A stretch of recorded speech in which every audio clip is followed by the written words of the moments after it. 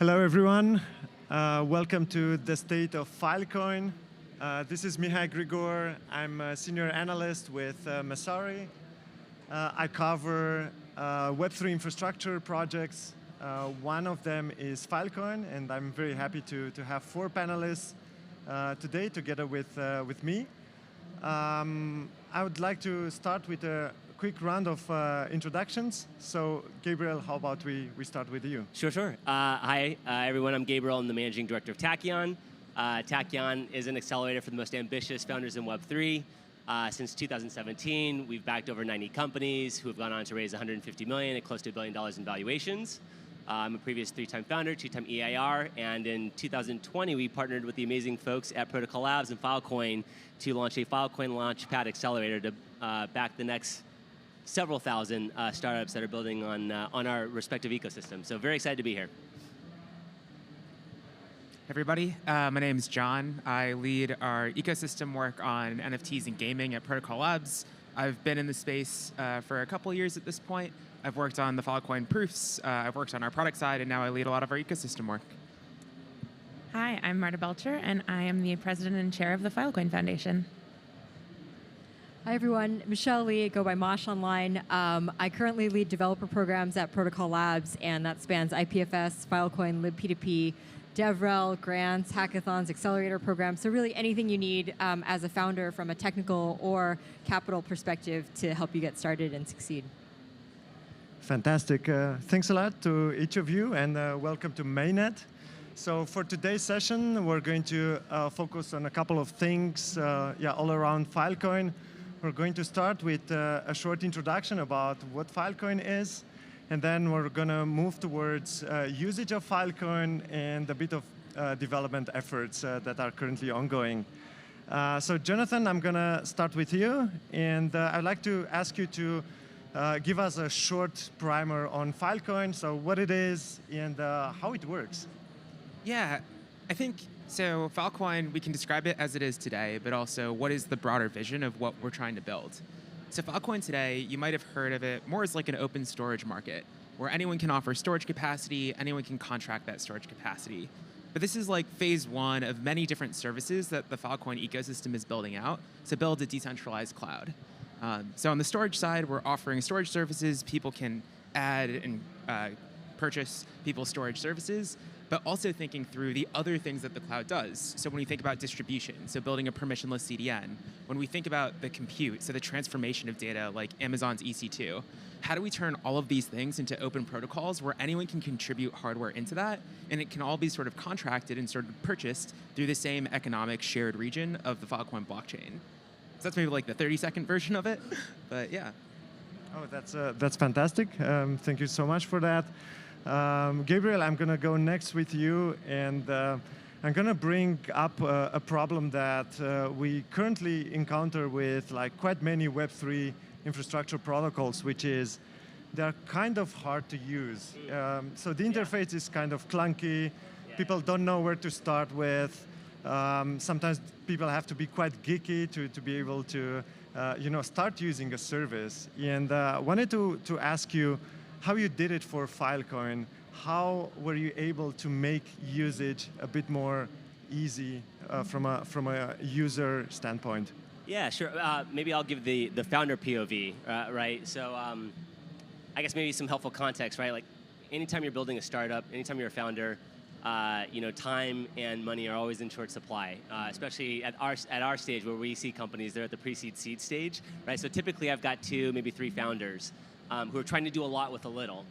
And so I think one of the key things, at least that I hear from our founders, that they're very excited about is, I think the Filecoin team has done a phenomenal job building developer and founder-friendly tools like Web3 storage, like NFT storage, right? So that our founders, they don't have to go down to the layer 0, deal with things like SLAs with the miners, try to negotiate, the supply and demand side of the distributed storage that they need. They can use very simple tools. So very clean UIs that are built on top of the Filecoin ecosystem and layer. so that they can focus on doing the things that they need to do to build their high growth startups, right? Like you've got to get so many things right as a startup. You've got to get your fundraising strategy right, your go-to-market right, your timing. You've got to build a product that customers and users actually need and want. And so having really useful tools so that both technical and even non-technical developers, a single line of API code in order to access this massive distributed storage, I think is very helpful and very useful. So we've been very excited. I was looking at the numbers this morning. I think like NFT storage is storing something like 248, 260 terabytes of data, which obviously we came out of a massive NFT bull market. And so, yeah, I think tools like that are just very exciting, right? Very clean UIs to be able to access, these useful tools. All right, fantastic. So I'm gonna now switch over to actually who uses Filecoin, and I'd like to ask you, Marta, do you have like any specific client segments that you target, or who is like the typical user profile that you have at Filecoin? Yeah, absolutely. So at the Filecoin Foundation, we're really focused on the broader mission of preserving humanity's most important information, right? So you have this really diverse set of people who are storing data on the technologies in our ecosystem. So of course, we're just talking about NFTs. I think we now have more than 85 million NFTs stored on our technology, which is crazy. And people will say online, if it's not on IPFS, it's not your NFT, which I think is exactly right.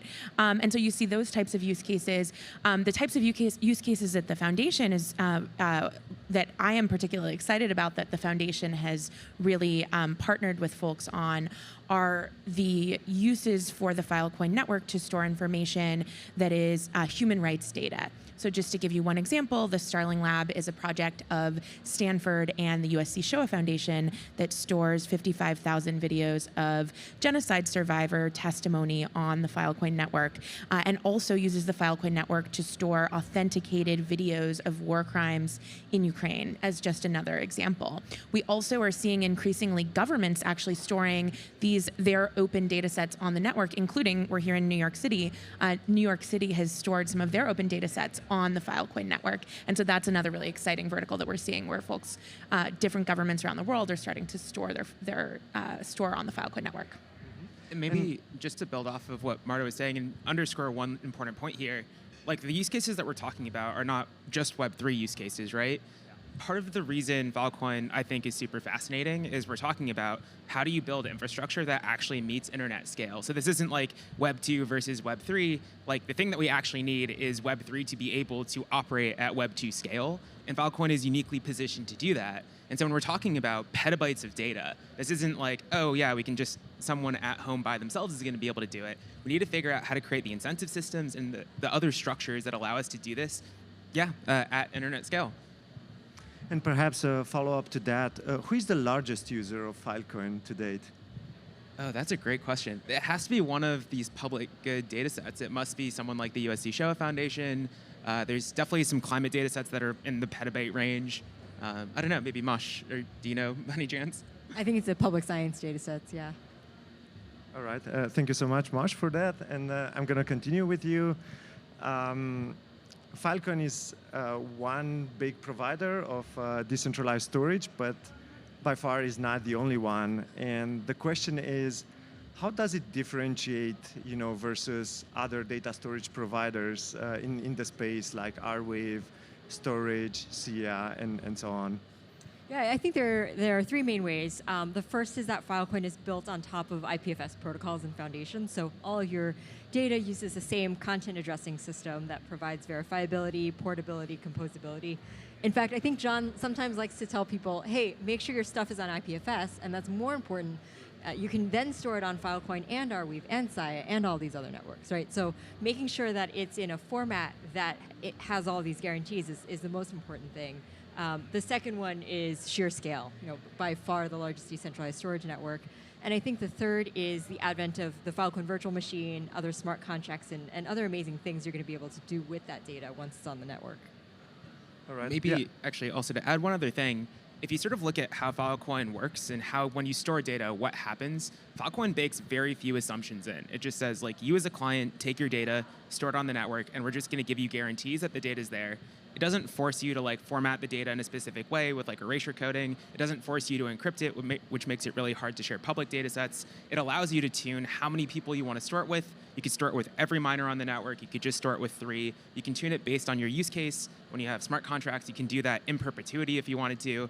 So what's interesting is it gives you the primitives. If you really want to, you can build all these other use cases, but it doesn't force you into one position where you can only serve one set of use cases or maybe a subset of what all the things people might want to do with their data. All right, that's great. I'm going to follow up on that. So Mosh mentioned IPFS, and a question for you, Jonathan.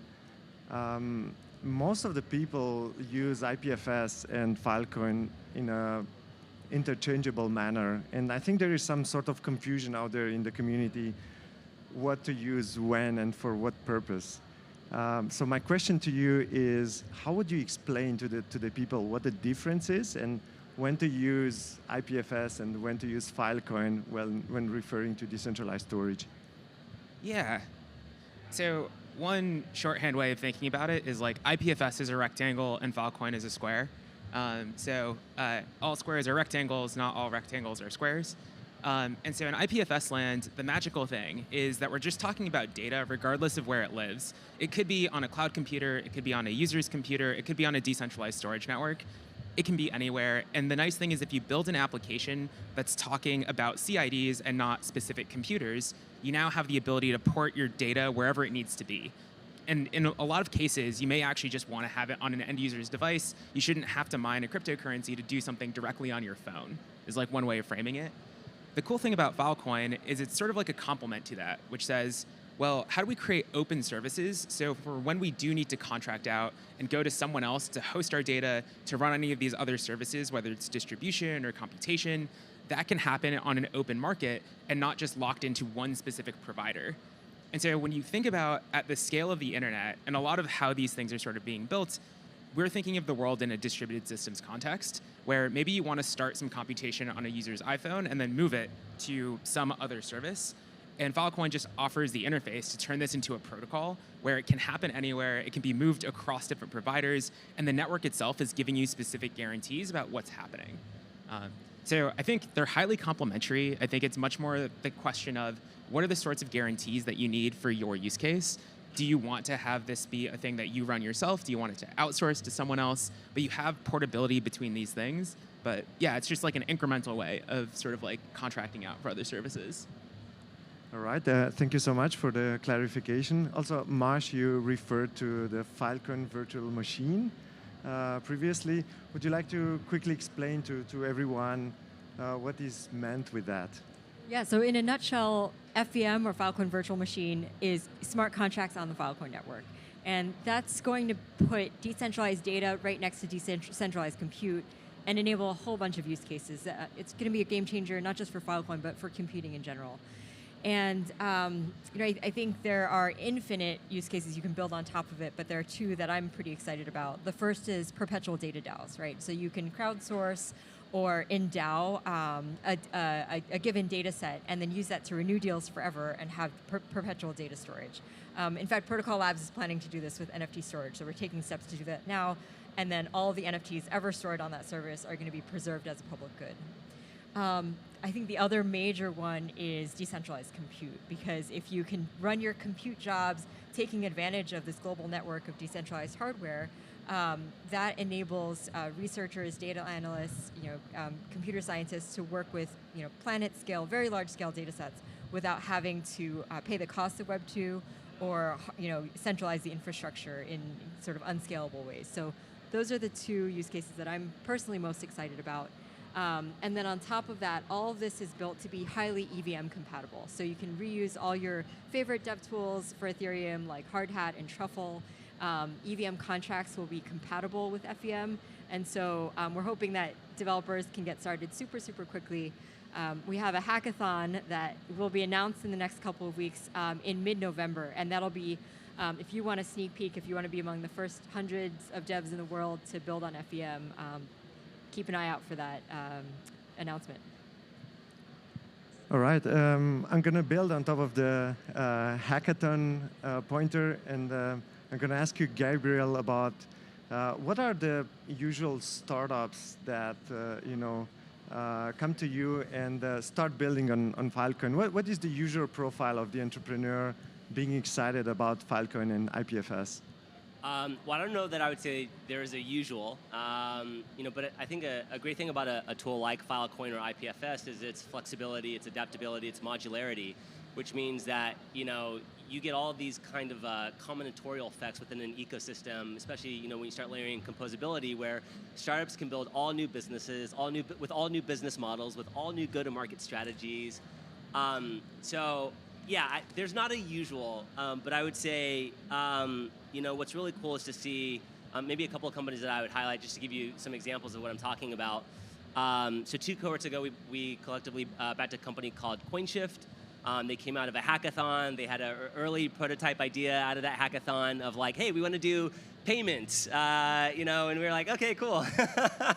But the team was smart. They were scrappy. They could iterate really fast. They validated a lot of their assumptions very quickly in the middle of the accelerator. Today, the company's called CoinShift. They've built a very beautiful, elegant, seamless UI layer that sits on top of Gnosis Safe that allows treasuries, DAOs, and even Web2 companies, if they want to run very sophisticated treasury management solutions that are fully decentralized on top of this UI layer. So what does that mean? That means that you can have, because it connects directly onto something like Gnosis Safe, you can have multi-sig, so you don't need to know the other party who's signing off on a particular transaction, but you can still get the same type of treasury management that you get in Web2 finance world, right? So like, diversifying your treasury, making payments to vendors or contributors, running analytics, and all of this sits on the data layer of IPFS that powers it underneath it, and then stores that data, that financial data, with Filecoin, right? So like you get all these interesting use cases because of the flexibility, the modularity. And then just this massive decentralized storage capacity that sits underneath that's very cost efficient. It just creates new and interesting use cases for Web3, but as Jonathan was alluding to, I'm getting very excited about some of the Web2 applications that can layer in some of the unfair competitive advantages of crypto or blockchain technologies to start to break into the real world use cases. And there's a number of examples, but Not a typical startup though, again, like we get to see the entire universe of what builders are building kind of at the edges and the frontier of Web3, and having access to such a powerful tool like Filecoin and IPFS allows them to build what they want and do so very fast and get into market extremely fast. Oh, that's great, and I have a follow-up question Sure. on that. On the Web3 development, I've noticed recently that there's quite a lot of Web3 developers who have Arweave as the default choice for actually starting building, and also a couple of other protocols work with storage. So my question to you is, what is Filecoin's strategy to attract more and more Web3 native developers? I mean, I think these three could probably answer that better than me, but from a Tachyon perspective, or from the founder perspective, the Filecoin team, outside of being, I think, just gigabrains and brilliant technologists, are also very mission aligned in supporting this next generation of developers, builders, founders. And so, I mean, you just look at our partnership, right, between Tachyon and Protocol Labs. I think we've backed collectively now together 45 companies-ish, giving these companies seed capital, mentorship, engineering support sometimes, all helping them, navigate and flow through the very difficult product maze that is Web3 and trying to find product market fit inside of Web3. So, the combination of things like that, Mosh was just talking about this hackathon that's coming up, so, even if you're not a, founder, but you've got an idea and you're tinkering, or, maybe you're sitting in Web2 over at Amazon and you're trying to break into Web3, I think that the Filecoin community is just so good about supporting developers, supporting entrepreneurs, supporting founders who we know. I mean, our thesis at Tachyon has always been that Web3 will be synonymous with the internet. We think we are re-architecting the entire internet, which has been this massive force of good. And so, but we believe that founders, entrepreneurs, are the best ones to recreate and build this new world. hand in hand with brilliant technologists, because again, the founder is in market, right? So the founder gets the cleanest signal about what is or is not working in the market because they're forced to, right? You've got to build something for users, for customers. So I think the Filecoin team, displays that same mission, that mission orientation, and we've just found them to be amazing partners together. Maybe to answer, I guess, in a couple different forms. So I think the first order is, I would say, like, for a lot of folks, when you think about, like, what are the storage systems and what people are trying to get, there's, like, a specific set of properties that they want. So if today they believe, like, the only way to do permanent storage is Arweave, then they'll only go with Arweave because that's, like, a set of features that they need. I think what we focus a lot on is, like, what are the primitives and how do you offer the best guarantees at the cheapest price? And I think, honestly, like the way Filecoin does its proofs and like the way Filecoin system is architected, it gives much stronger guarantees in any unit of time about what's actually happening to data. Every 24 hours, the entire network is checked and you see a proof, and if the miner can't produce that proof, they get slashed, they lose a lot of money, so they have a strong incentive to do so, and you can verify what's actually happening. And so when we think about this, like doing all of that work is just giving yourself the right primitives so you can start doing more interesting and composable things. So Mosh mentioned the FVM. When you start thinking about other innovations we've seen, so DeFi as an example, you can start mixing and matching these things together to start building more complex and interesting like sets of functionality on the network. So I think like for Filecoin and the answer to that question, I would say we're still in the early innings. Like right now, we're still landing a lot of these primitives, but the thing that we're focused on is how do you build up enough scale so that you can offer the services to everyone, and two, how do you do it in a way that's going to offer it at a cheaper cost? And so when we start thinking about, yeah, like if we want to do permanent storage on Filecoin, it's going to look like DeFi with an endowment, using to fund a specific number of copies of data on the network, and always making sure that number of copies is there, not just making an assumption that maybe someone has it. And ultimately, the thing that will, I think, sway a lot of folks is if you have the same or equivalent or better service at a cheaper, substantially cheaper cost, then there's no reason not to. So yeah, like if you have a terabyte of data that you're trying to store, it shouldn't cost you $4,000 to do that. Like we can do it for substantially cheaper. I think Filecoin today, storing a terabyte of data is like scientific notation per terabyte per year. I just think for most developers, it'll become the rational choice. I can tell you, just talking to so many founders, again, we've got over 90 in our network, and we back 30 to 40 companies per year through our accelerator. Founders are very excited about FVM, and I've been hearing quite a bit about it, right? And so we were having drinks the other night, and I was explaining, from my layman's view, the exciting thing about FVM is the combination of unlimited storage with now smart automation or business logic. And so for a startup founder, for a company builder, I start thinking about, well, what are the new commercial use cases, the new business models that you can introduce on something like that? So I don't know. I think it could be a game changer, a very exciting product as it starts to come to market in terms of like seeing real applicable use cases out in the ecosystem being powered by FVM. Just to double tap on that, like when we're talking about like even NFT storage as an example, like today I think it has like 200 and I think 240 was what you said? 248, I think, yeah. 248 terabytes of data. That's a lot. That's actually like substantial. That's more than some storage networks in totality. So I think we're already seeing how people are using these systems. I think like, especially since Filecoin's a very low level protocol, the two things that really matter in the short term is how do you create developer on-ramps that make it really easy, things like NFT storage, and then once you have things like programmability, how do you build other features with smart contracts that allow users to just say like, here's my data internet, please do the things I want to without having to manually do it themselves. Yeah, fantastic answers. So what do you think are going to be the killer apps building on top of the Filecoin virtual machine? And I'd ask each of you to provide your view about this. What do you think is going to be that app that is going to change the adoption and the popularization of Filecoin out there in the ecosystem? I think you can think of Filecoin as having different types of users. So today, if you think of like Filecoin, the blockchain, who is actually using like the block space of Filecoin, it's primarily actually the storage providers more than anyone else. They are posting proofs on the network to show that they still have the data that they have.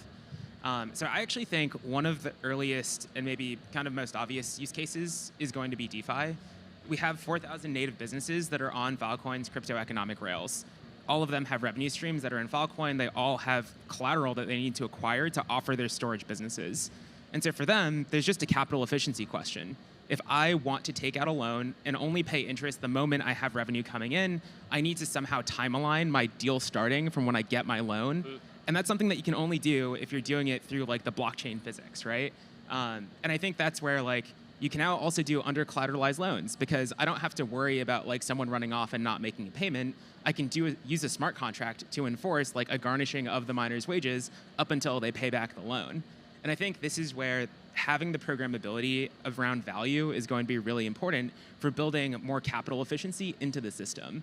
And so you can combine that also, though, on the client side, where if a client wants to make sure that there's always some number of copies of data on the network, if they want to be able to hedge future like Filecoin prices, they maybe want to buy something that looks like a storage feature to say, like, I always want to be able to like make sure that I'm covering 10 copies of data.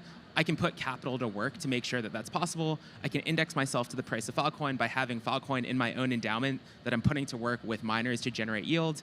And so I think you're going to see, like, imagine if you took like the commodities market and strapped it to a commodity itself. I think effectively that's what we're going to see, just because it will be more efficient when everything is on the same rails. So to me, that I think is like the most interesting like short-term thing that will land. But then it sets the stage for some of these higher order functions for like, if you want to build more sophisticated applications, you'll also have this financial economy you can tap into. Just to zoom out a little bit in terms of killer use cases. So IPFS stands for the Interplanetary File System, and that is not just like a cute name. It is called the Interplanetary File System because from the beginning it was envisioned as something that would make networking across extremely long distances actually viable, because today's centralized internet model just doesn't work across the long distances that you see in space. So imagine you're really, really far away, and every time you retrieve data, you need to go to a particular server in a particular location, and that server is, let's say, on Earth.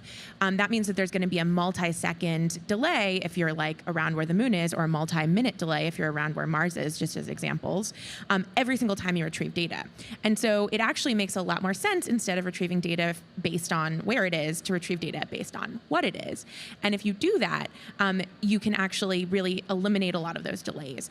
And so the Filecoin Foundation actually announced earlier this year that we have actually partnered with Lockheed Martin, and we actually are working with them on demonstration missions for showing how IPFS can be used as the basis for networking in space to be this fundamental infrastructure for the future of the space economy. So that's the killer app I'm most excited about. Mosh, what makes you most excited?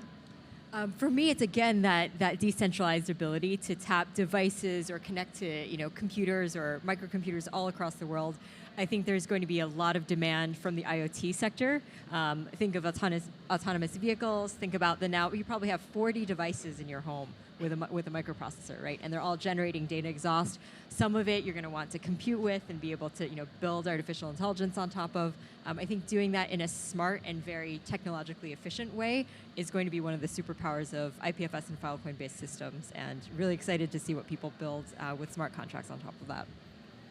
All right, Gabriel, you have the last word. I'll give the cop-out answer, which is I hope I can't even imagine all the really cool use cases that can come about. And like, I think back to when I was building my second startup, Real Solutions, in 2008. That, asking that question is equivalent to asking like, hey, what kind of cool companies can you build on AWS? I don't think any of us could have imagined the cool shit that was going to come out of that technology boom. And so I think one of the really cool things about something like FVM is it sits inside of an ecosystem.